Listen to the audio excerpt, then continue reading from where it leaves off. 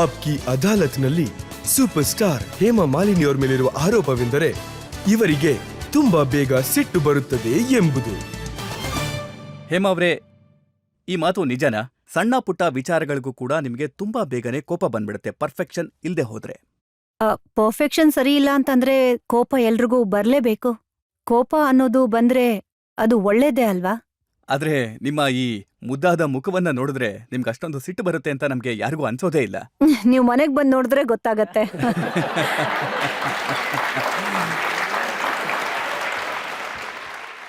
You must know from my servants what they go through. ಕೇವಲ ಸರ್ವೆಂಟ್ಸಿಗೆ ಯಾಕಂದ್ರೆ ನಾನು ಪರ್ಫೆಕ್ಷನಿಸ್ಟ್ ಅಲ್ವಾ, so I drill them out. ನನ್ಗೆ ಪ್ರತಿಯೊಂದ್ರಲ್ಲೂ ಪರ್ಫೆಕ್ಷನ್ ಇರ್ಬೇಕು, ಅದಕ್ಕೋಸ್ಕರ ಎಲ್ಲಿ ಏನ್ ಹೇಳೋದಾದ್ರು. ನೀವು ಧರ್ಮೇಂದ್ರ ಅವ್ರಿಗೂ ಬೈತೀರಾ? ಇಡೀ ಕುಟುಂಬದವ್ರಿಗೆಲ್ರಿಗೂ, ಮಕ್ಳಿಗೂ ಎಲ್ರಿಗೂ. ಒಂದ್ ವೇಳೆ ಮಕ್ಕಳು ಡಯಟ್ ನ ಸರಿಯಾಗಿ ಫಾಲೋ ಮಾಡ್ಲಿಲ್ಲ ಅಂದ್ರೆ ಅವರು ಕೂಡ ಬೈಸ್ಕೋತಾರೆ. ಮಕ್ಳಿಗೆ ಸ್ವಲ್ಪ ಪ್ರೀತಿಯಿಂದ ಮಾತಾಡ್ಬೇಕಾಗತ್ತೆ, ಯಾಕಂದ್ರೆ ಇನ್ನು ಮಕ್ಕಳಲ್ವಾ. ನೀವು ಸಣ್ಣವರಿದ್ದಾಗ ನೀವು ಬೈಸ್ಕೋತಾ ಇದ್ರ? ಹೇಗೆ ನೀವು ಈಗ ಬೈತಾ ಇದ್ರಲ್ಲ ಹಾಗೆ? ತುಂಬಾ ಬೈಗಳ ಸಿಗ್ತಾ ಇತ್ತು. ನಮ್ಮಮ್ಮ ತುಂಬಾ ಸ್ಟ್ರಿಕ್ಟ್ ಆಗಿದ್ರು ನನ್ ಜೊತೆ. And I am very thankful to her, ಯಾಕಂದ್ರೆ ಅವರಿಂದಾನೇ ಇವತ್ತು ನಾನು ಏನಿದ್ದೀನೋ ಅದು. ನಿಮಗೆ 5 ವರ್ಷದ ವಯಸ್ಸಿದಾಗ ನಿಮ್ಮ ಕಾಲ್ಗಳಿಗೆ ಗೆಜ್ಜೆಯನ್ನ ಕಟ್ಟಿದ್ರು. ನನ್ನ ತಾಯಿಗೆ ನಾನೊಬ್ಳು ಡಾನ್ಸರ್ ಆಗ್ಬೇಕು ಅನ್ನೋದಿತ್ತು. ಅದಕ್ಕೋಸ್ಕರ ಯಾವ ದಾರಿ ತೋರಿಸ್ಬೇಕಿತ್ತೋ ಆ ದಾರಿ ತೋರಿಸಿದಾರೆ ನನ್ಗೆ. ಆದ್ರೆ 5 ವರ್ಷದ ಹುಡುಗಿ ಒಂದೇ ಸಲ ಟೋಟಲಿ ಡೆಡಿಕೇಟೆಡ್ ಡಾನ್ಸರ್ ಅಂತೂ ಆಗೋದಕ್ಕಾಗಲ್ಲ. ಅದಕ್ಕೆ ತುಂಬಾ ಬೇರೆ ಮಕ್ಕಳ ಜೊತೆ ಆಟಾಡೋದಕ್ಕೆ ಅಂತ ಆಸೆ ಅಂತೂ ಇದ್ದೇ ಇರತ್ತೆ. ಅದಕ್ಕೆ ಆ ಥರನೇ ಇದ್ದಿದ್ದು ನಾನು. ಆದ್ರೆ ಸ್ವಲ್ಪ ದಿನ ಅಂದ್ರೆ ತಡವಾಗಿ, ನಾನು ಸುಮಾರು ವರ್ಷಗಳ ನಂತರ ನನಗೆ ಡಾನ್ಸಲ್ಲಿ ಇಂಟ್ರೆಸ್ಟ್ ಬಂತು.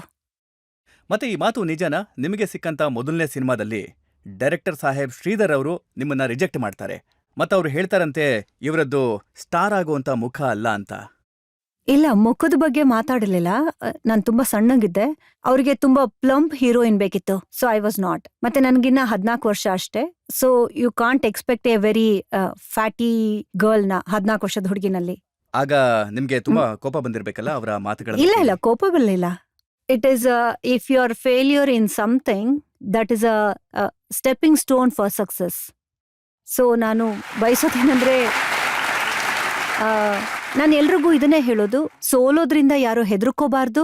ಯಾಕಂದ್ರೆ it will make you know more confidence to do better things. ನೋಡಿ, ನೀವು ಎಂತ ಉದಾಹರಣೆ ಅಂತಂದ್ರೆ, ಯಾರಾದ್ರೂ ಮೊದಲನೇ ಸಲ ಫೇಲ್ ಮಾಡಿದ್ರೆ ಅವರಿಗೆ ಸಕ್ಸಸ್ ಏನು ಅನ್ನೋದನ್ನ ತೋರಿಸ್ಕೊಟ್ಟಿದ್ದೀರಾ. ನಾನು ಸಿನಿಮಾಗೆ ಬಂದಾಗ ನನಗೆ ಸಿನಿಮಾನಲ್ಲಿ ಅಷ್ಟು ಇಂಟ್ರೆಸ್ಟ್ ಇರ್ಲಿಲ್ಲ.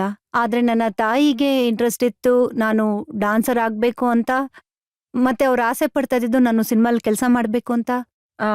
ಆದ್ರೆ ಆ ಸಮಯದಲ್ಲಿ ಫಿಲಿಂ ಕಾಲೇಜ್ ಅಂದ್ರೆ ಕಲ್ಸೋ ಅಂತ ಕಾಲೇಜ್ ಏನು ಇರ್ಲಿಲ್ಲ. ನಾನೇ ಮಾಡ್ಬೇಕಾಗಿತ್ತು. ಆಗ ನನಗೆ ಸ್ವಲ್ಪ ಭಯ ಇತ್ತು. ಆಗ ನಾನು ನನ್ನ 100% ಅನ್ನ ಕೊಟ್ಟಿದ್ದೆ. ಬಿಕಾಸ್ ಅದೇ ಡೈರೆಕ್ಟರ್ ಇದ್ರಲ್ಲ, ಅವರಿಗೆ ಇಷ್ಟ ಆಗ್ಲಿಲ್ಲ. ಅದಕ್ಕೆ ನಾನು ಸಾಬೀತ್ ಮಾಡ್ಕೋಬೇಕಾಗಿತ್ತು ನಾನು ಮಾಡ್ಬಲ್ಲೆ ಅಂತ. ನೀವು ಅದನ್ನ ಮಾಡಿ ತೋರಿಸಿದಿರಾ. ಆದ್ರೆ ಈ ಮಾತು ನಿಜನಾ? ನೀವು ಮೊದಲು ಫಿಲ್ಮ್ ಸೆಟ್ಗೆ ಹೋಗ್ಬೇಕಾದ್ರೆ ನಿಮ್ಮ ತಾಯಿ ನಿಮ್ಮ ಜೊತೆಗೆ ಇರ್ತಾ ಇದ್ರು, ಮತ್ತೆ ಯಾವಾಗ್ಲೂ ಅವರ ಗಮನ ನಿಮ್ಮೇಲೆ ಇರ್ತಾ ಇತ್ತು. ಹಾ, ಅಮ್ಮ ಜೊತೆಲಿ ಇರ್ತಾ ಇದ್ರು. ಅದು ಒಳ್ಳೇದೇ ಅಲ್ವಾ? ಯಾಕಂದ್ರೆ ನಾನ್ ಆಸೆ ಪಡೋದು ಪ್ರತಿಯೊಬ್ರು ತಾಯಂದಿರು ಮಕ್ಕಳ ಜೊತೆ ಇರ್ಬೇಕು. ಯಾಕಂದ್ರೆ ಅಮ್ಮ ಜೊತೆಲಿರೋದು ತುಂಬಾ ಮುಖ್ಯ. I was very Young, I was so innocent, I was not knowing anything much, and she was always with me and guided me very beautifully. So ನಾನು ತುಂಬಾ ಥ್ಯಾಂಕ್ಸ್ ಹೇಳ್ತೀನಿ ನನ್ನ ಜೊತೆ ಇದ್ದಿದ್ದಕ್ಕೆ. ಕೆಲವೊಂದ್ಸಲ ಏನಿರ್ಬೇಕೋ ಅದಕ್ಕಿಂತ ಜಾಸ್ತಿ ಇರ್ತಾ ಇದ್ಲು. ಈ ಮಾತು ನಿಜನಾ? ನಿಮ್ಗೆ ಯಾವತ್ತಾದ್ರೂ? ಅದೆಲ್ಲ ನಾನು ಮಾಡಲ್ಲ ನನ್ನ ಮಕ್ಕಳ ಜೊತೆಗೆ.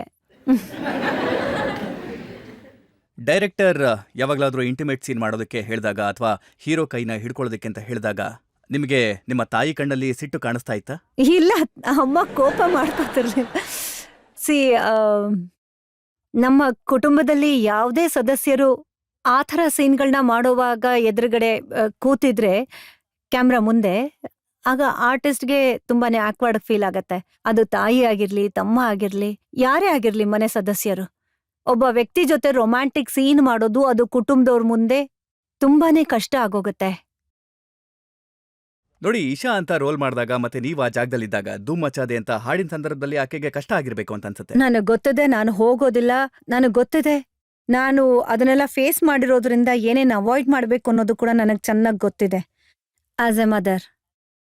ಈ ಮಾತು ನಿಜನಾ? ಒಂದು ಸಂದರ್ಭದಲ್ಲಿ ನಿಮ್ಮ ತಾಯಿ ಜೊತೆಗೆ ತುಂಬಾ ದೊಡ್ಡ ಗಲಾಟೆ ಆಗುತ್ತೆ. ನೀವು ಹೇಳ್ತೀರಿ, ನನಗೆ ಅದನ್ನ ಮಾಡಬೇಡ, ಇದನ್ನ ಮಾಡಬೇಡ ಅಂತ ಹೇಳಿದ್ರೆ ನಾನು ಸಿನಿಮಾ ಮಾಡಲ್ಲ, ಮನೆಗೆ ಹೋಗಿ ಕೂರ್ತೀನಿ ಅಂತ. ಇಲ್ಲ, ಅದು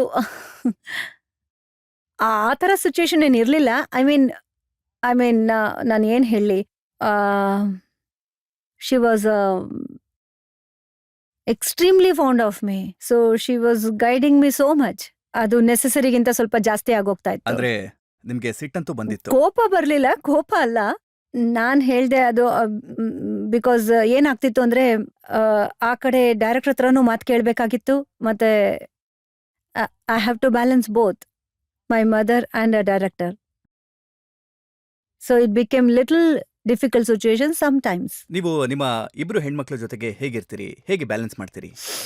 ತುಂಬಾ ಚೆನ್ನಾಗಿ ಮಾಡ್ತಾ ಇದ್ದೀನಿ.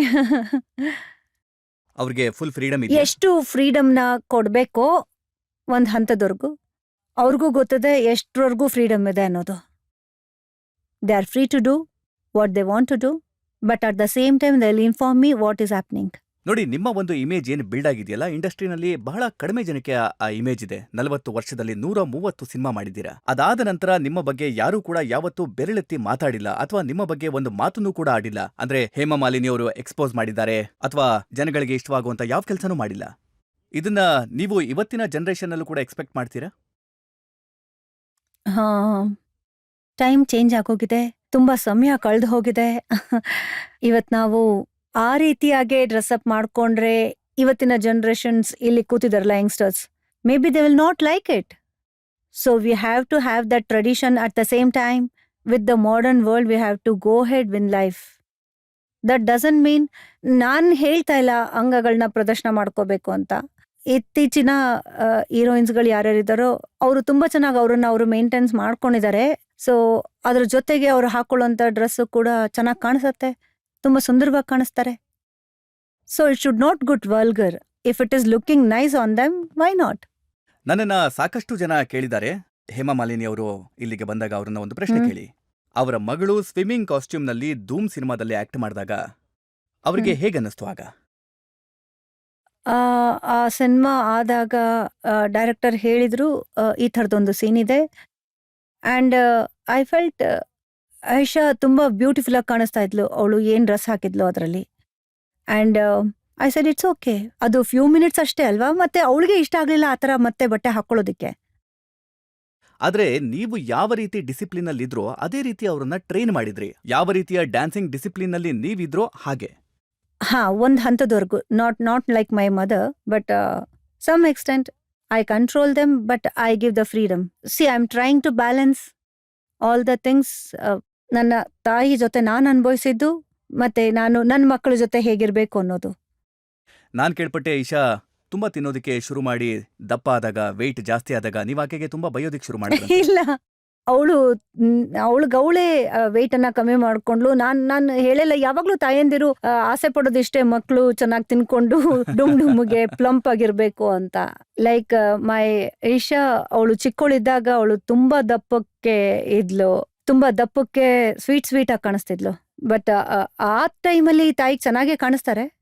ಮಕ್ಳು ದೊಡ್ಡವರಾದಾಗ ಅವರಿಗೆ ಗೊತ್ತಾಗತ್ತೆ ಹೇಗ್ ಮೇಂಟೈನ್ ಮಾಡ್ಬೇಕು ಅಂತ. ಈಶಾ ಅಂತೂ ಅವಳೇ ಎಲ್ಲಾನು ಕೂಡ ಮೇಂಟೈನ್ ಮಾಡ್ಕೊಂಡ್ಲು. ಅವಳು ಏನ್ ಫಿಗರ್ ಮೇಂಟೈನ್ ಮಾಡಿದಳು ಅದನ್ನ ನಾನು ಎಷ್ಟೋ ಸಲ ಅವಳಿಂದ ಕಲಿಬೇಕಾಗಿದೆ. ನಾನು ಅವಳಿಗೆ ಹೇಳ್ತಾ ಇರ್ತೀನಿ, ಸ್ವಲ್ಪ ಇಲ್ಲಿ ದಪ್ಪ ಆಗ್ಬಿಟ್ಟಿದೀನಿ, ಇಲ್ಲಿಂದ ಸ್ವಲ್ಪ ಜಾಸ್ತಿ ಕಾಣಿಸ್ತಾ ಇದೆ, ನಾನು ಏನ್ ಮಾಡ್ಲಿ ಅಂತ. So she will tell me do this exercise.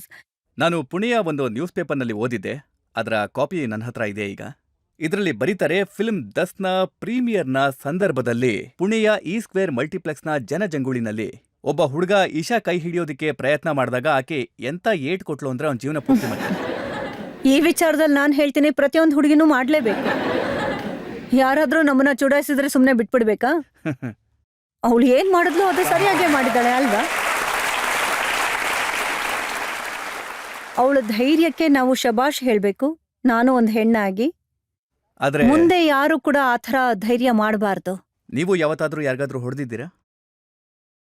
ನೋಡಿ, ಈಶಾ ಹೊಡೆದಿದ್ದು ಅದು ತುಂಬಾ ಜಾಸ್ತಿ ಪಬ್ಲಿಸಿಟಿ ಆಗೋಯ್ತು. ಯಾಕಂದ್ರೆ ಇವತ್ತಿನ ಮೀಡಿಯಾ ತುಂಬಾ ಜಾಸ್ತಿ ಎಲ್ಲಾನು ಕೂಡ ಜಾಸ್ತಿ ಮಾಡ್ತಾರೆ.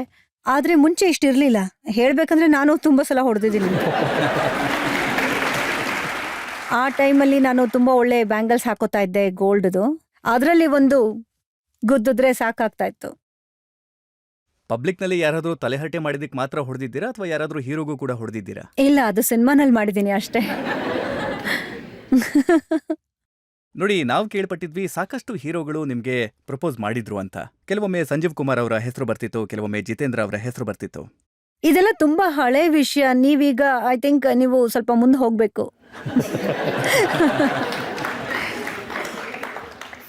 ಇವತ್ತಿನ ಹೀರೋಗಳಲ್ಲಿ ಯಾರ ಹೆಸರು ತಗೊಳ್ಳಿ?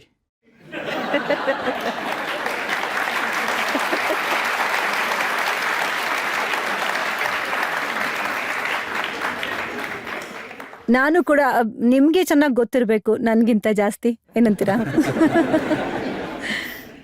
ಜನತೆಯಿಂದ ಯಾರಾದರೂ ಪ್ರಶ್ನೆ ಕೇಳ್ತಾರ ನೋಡೋಣ. ನೀವ್ಯಾರಾದರೂ ಪ್ರಶ್ನೆ ಕೇಳೋರಿದ್ದೀರಾ? ಹಾ, ಕೇಳಿ. ನೀವು ಥರ್ಡ್ ರೋನಲ್ಲಿ. ಹೇಮಾ ಅವರೇ, 40 ವರ್ಷಗಳ ಫಿಲಂ ಕರಿಯರ್ನಲ್ಲಿ ರಾಜ್ ಕಪೂರ್ ಅವರಿಂದ ಹಿಡಿದು ಅಮಿತಾಬ್ ಬಚ್ಚನ್ ತನಕ ಎಲ್ಲ ಹೀರೋಗಳ ಜೊತೆನೂ ನೀವು ಕೆಲಸ ಮಾಡಿದ್ದೀರಾ. ಹೌದು. ಈ ಕರಿಯರಲ್ಲಿ ಇಷ್ಟು ಜನ ಆಕ್ಟರ್ಗಳಲ್ಲಿ ಪ್ರೊಫೆಷನಲಿ ಆಕ್ಟಿಂಗ್ ವೈಸ್ ಯಾರು ನಿಮ್ಮನ್ನ ಇಂಪ್ರೆಸ್ ಮಾಡಿದ್ದಾರೆ? ಧರ್ಮೇಂದ್ರ ಅವ್ರನ್ನ ಬಿಟ್ಟು. I will write from the beginnings ಅಂದ್ರೆ ನಾನು ಅಮಿತಾಬ್ ಬಚ್ಚನ್ ಅವರ ಹೆಸರು ತಗೋತೀನಿ. ತುಂಬಾ ಪ್ರೊಫೆಷನಲ್ ಮತ್ತೆ ತುಂಬಾ ಡೆಡಿಕೇಶನ್ ಅಲ್ಲಿ ಕೆಲಸ ಮಾಡ್ತಾರೆ. ಮತ್ತೆ ಅವರಿಂದ ಕಲಿಯೋಕ್ಕೂ ತುಂಬಾ ಸಿಗತ್ತೆ. ಬಹುಶಃ ಅದಕ್ಕೆ ಅನ್ಸುತ್ತೆ ಬಾಬುಲ್ನಲ್ಲಿ ನಿಮ್ಮ ರೋಲನ್ನ ಚಿಕ್ಕದ್ ಮಾಡಿದಾಗ ನಿಮ್ಗೆ ತುಂಬಾ ಕೋಪ ಬಂದಿತ್ತು ಅನ್ಸುತ್ತೆ. ಇಲ್ಲ, ನನ್ಗೆ ಕೋಪ ಅಲ್ಲ. ಯಾಕಂದ್ರೆ ಅದು ಬಾಗ್ವಾನ್ ಅಂತ ಸಿನಿಮಾಲಿ ಫುಲ್ ಫ್ಲೆಡ್ಜ್ ರೋಲ್ ಮಾಡಿದ್ಮೇಲೆ ಬಾಬುಲಲ್ಲಿ ನನ್ನ ರೋಲ್ ಸ್ವಲ್ಪ ಚಿಕ್ಕದು ಅಂತ ಅನ್ನಿಸ್ತು. ನನಗನ್ನಿಸ್ತು ನಾನು ಆ ಕುಟುಂಬದ ಸದಸ್ಯನೇ ಅಲ್ಲ ಅಂತ. ಆ ಥರದೊಂದು ಫೀಲಿಂಗ್ ಬಂದಿತ್ತು. ಅದನ್ನ ನಾನು ಎಕ್ಸ್ಪ್ರೆಸ್ ಮಾಡಿದೆ ಅಷ್ಟೇ, ಬೇರೆ ಏನಿಲ್ಲ. ನೋಡಿ, ನನ್ನ ಹತ್ರ ಒಂದು ನ್ಯೂಸ್ ಪೇಪರ್ ಇದೆ, ಅದರಲ್ಲಿ ಪ್ರಿಂಟ್ ಆಗಿದೆ. ಬಾಬುಲ್ನ ವಿಚಾರವಾಗಿ ಹೇಮಾ ಮಾಲಿನಿ ಸಿಟ್ಟಾಗಿದ್ದಾರೆ. ಮತ್ತೆ ಬಾಬುಲ್ನ ವಿಚಾರವಾಗಿ ಹೇಮಾ ಮಾಲಿನಿ ತುಂಬಾ ನಿರಾಸೆ ಆಗಿದ್ದಾರೆ. ಮತ್ತೆ ಅಮಿತಾಬ್ ಬಚ್ಚನ್ ಮತ್ತೆ ರಾಣಿ ಮುಖರ್ಜಿ ಅವರ ಕ್ಯಾರೆಕ್ಟರ್ನ ಫೋಕಸ್ ಮಾಡಿದ್ದಾರೆ, ಮತ್ತೆ ನಿಮ್ಮನ್ನ ಸೈಡ್ ಲೈನ್ ಮಾಡಿದ್ದಾರೆ ಈ ಸಿನಿಮಾದಲ್ಲಿ ಅಂತ. ಅದು ಸಿನಿಮಾನೇ, ಆ ಬಾಬುಲ್ ಸಿನಿಮಾನೇ ಪೂರ್ತಿ ಅವ್ರದ್ದೇ ಆಗಿತ್ತು. ಆದ್ರೆ ನನಗೆ ಏನ್ ಎಕ್ಸ್ಪ್ರೆಸ್ ಮಾಡಿದ್ನೋ ಅದು ಸ್ವಲ್ಪ ಅದಕ್ಕಿಂತ ಜಾಸ್ತಿನೇ ಪಬ್ಲಿಷ್ ಮಾಡ್ಬಿಟ್ಟಿದ್ದಾರೆ. As an artist after working in Baghban, ಯಾಕಂದ್ರೆ ಪ್ರತಿಯೊಬ್ರು ನನ್ನ ಕೇಳಿದ್ರು ಅಷ್ಟು ಒಳ್ಳೆ ರೋಲನ್ನ ಬಾಗ್ಬಾನ್ ಅಲ್ಲಿ ಮಾಡ್ಬಿಟ್ಟು ಇಷ್ಟು ಸಣ್ಣ ರೋಲ್ನ ಯಾಕೆ ಮಾಡಿದ್ರಿ ಅಂತ. ಅದಕ್ಕೆ ಉತ್ತರ ನಾನು ಕೊಡ್ಲೇಬೇಕಲ್ವಾ? ಅದ್ರ ಅರ್ಥ ನನ್ ಕೋಪ ಬಂದಿದೆ ಅಂತ ಅಲ್ಲ. ಮತ್ತೆ ನಾನು ಆಸೆ ಪಡೋದು ಇನ್ನೊಂದೇನಂದ್ರೆ, ನಾನು ಯಾವುದೇ ಸಿನಿಮಾ ಈಗ ಮಾಡಿದ್ರು ಅದು ಫುಲ್ ಫ್ಲೆಡ್ಜ್ ಆಗಿ ರೋಲೇ ಇರ್ಬೇಕು ಅಂತ. ಆ ಥರ ಒಂದು ತಾಯಿ ರೋಲ್ ಮಾಡೋ ಅಂತ ಅವಶ್ಯಕತೆ ಇಲ್ಲ ಈಗ. ಅಂದ್ರೆ ನೀವ್ ಹೇಳ್ತಾ ಇರೋದು, ಇವತ್ತು ನೀವು ರೋಲ್ ಮಾಡಿದ್ರೆ ನೀವು ಹೀರೋಯಿನ್ ರೋಲ್ ಅನ್ನೇ ಮಾಡ್ತೀರಿ? ಹಾ, ಖಂಡಿತ. Heroine of my age. ನಾನು ಈಗ ಯಾವ ವಯಸ್ಸಲ್ಲಿದ್ದೀನೋ, ನಮ್ಮ 50+ ವಯಸ್ಸಲ್ಲೂ ಕೂಡ ತುಂಬಾನೇ ಘಟನೆಗಳಿದೆ, ಒಳ್ಳೊಳ್ಳೆ ಸ್ಟೋರೀಸ್ಗಳಿದಾವೆ. ಅದನ್ನ ನಾನು ಹೇಳೋಕ್ ಇಷ್ಟಪಡ್ತಾ ಇರೋದು. ಯಾಕಂದ್ರೆ ನಮ್ಮ ಫಿಲಂ ಇಂಡಸ್ಟ್ರಿನಲ್ಲಿ ರೊಮ್ಯಾಂಟಿಕ್ ಸಿನಿಮಾ ಮಾಡ್ಬೇಕು ಅಂದ್ರೆ ಕೇವಲ ಟೀನೇಜರ್ಸ್ ಮತ್ತೆ ಯಂಗ್ಸ್ಟರ್ಸ್ ನ ತಗೊಂಡ್ ಮಾಡ್ತಾರೆ. And it is possible those kind of things and many other ತುಂಬಾನೇ ಸಿಚುಯೇಷನ್ಸ್ ನಮ್ಮಲ್ಲೂ ನಡೀತಾ ಇರತ್ತೆ. ಸೊ ಆ ತರ ತಗೊಂಡು ಸಿನಿಮಾ ಮಾಡ್ಬೋದಲ್ಲ. ನಿಶಬ್ದಲ್ಲಿ ಅಮಿತಾಬ್ ಬಚ್ಚನ್ ಅವ್ರು ಮಾಡಿರೋ ರೋಲ್ ಅಂದ್ರೆ ಒಬ್ಬ ಮುದುಕ 17 ವರ್ಷದ ಹುಡುಗಿ ಜೊತೆ ಪ್ರೀತಿ ಮಾಡುವಂಥದ್ದು. ಒಂದು ವೇಳೆ ಇದನ್ನ ರಿವರ್ಸ್ ಮಾಡಿದ್ರೆ ಇಂತಹ ಕತೆ ಮಾಡೋದಕ್ಕೆ ನೀವು ಸಿದ್ಧ? ನಾನ್ ಖಂಡಿತ ಮಾಡ್ತೀನಿ.